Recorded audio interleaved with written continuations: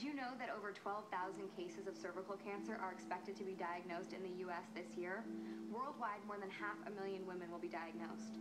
But cervical cancer is the easiest female cancer to prevent through regular screening tests and a vaccine against the virus that causes most cervical cancers. So please, talk to your doctor about what you can do to prevent another diagnosis. Thank you to Emma Roberts for that. You know, a lot of us have heard of HPV, the human papillomavirus, which is the leading cause of cervical cancer. One of the most exciting breakthroughs in cancer research has been the HPV vaccine, which prevents cervical cancer. But did you know that a strain of that same virus is also the cause of an increasing number of oral cancers? Blythe Danner's husband, Bruce Paltrow, died of oral cancer in 2002.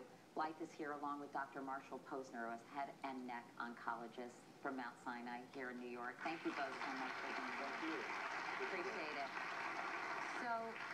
So Blythe, I know that your husband, Bruce Paltrow, was diagnosed with oral cancer, but it took a while for you all to get that diagnosis. Yeah, you know, it's odd because it is the fastest growing cancer today. Then it was not as much was known about it. Today, 115 people are diagnosed a day, which is extraordinary. And one person dies every hour of every day, 365 days a year. So people are really becoming aware of it. And concerned about it. I know in Bruce's case, he was hoarse, but he sort of had a sort of a hoarse voice. That was kind of his natural speaking he had this voice. New York kind of, you know, talk down kind of here raspy, anyway. Yeah, right? I'd say, honey, it's getting raspier. I think you should go to the doctor. No, you know, a lot of men are just so dismissive of that, and he didn't go. And then one day he came home and he said, I don't know, I got a lump here. It's either I had to pull something at the gym or I got cancer. Ha ha ha.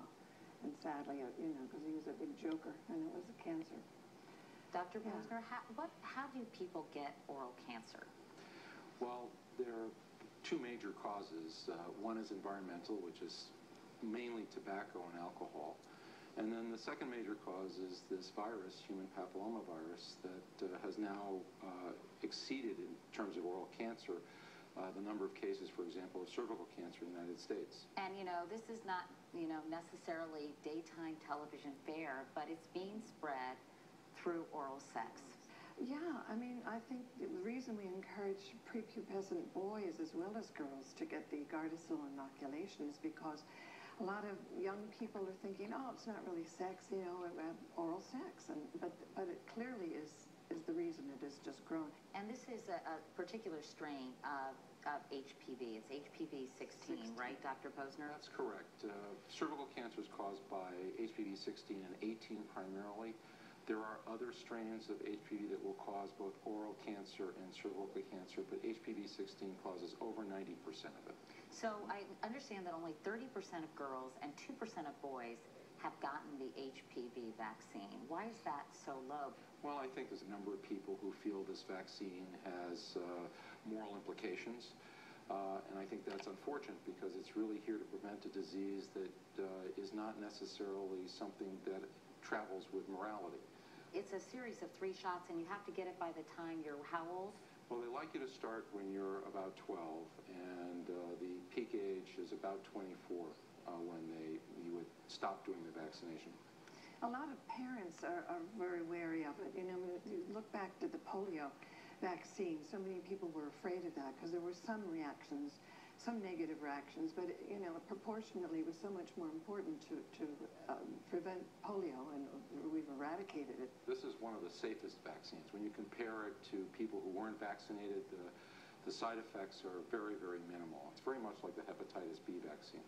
And so also we want to make everybody aware that April is Oral Cancer Prevention Awareness Month, and there are 2,600 locations there were last year where people can go for free screenings, and your hygienists and ENT people, there you can go on oralcancer-screening.org to find the sites where you can get these free screenings. Blythe, I know you missed your husband every single day, but I actually read the quote that he often said to you by Robert Frost, which was, quote, I can sum up in 3 words what I've learned about life.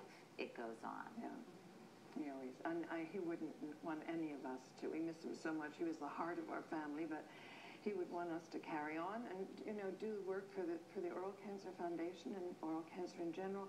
he would be on the phone all the time. He'd be on encouraging patients because a lot of people tend to be suicidal with this. They can't eat, they can't drink properly. It's very painful after you've gone through the chemotherapy and the radiation and the operation. So he'd constantly be on the phone. They asked him all the time to talk to these people. So really, in some ways, you're fulfilling his legacy. He'd be real happy to have us active. And my daughter Gwyneth has raised a lot of money, and we're so proud of her for that. We so appreciate you being here, Blythe and Dr. Posner. Thank you very, very much. Thank you. Thank you.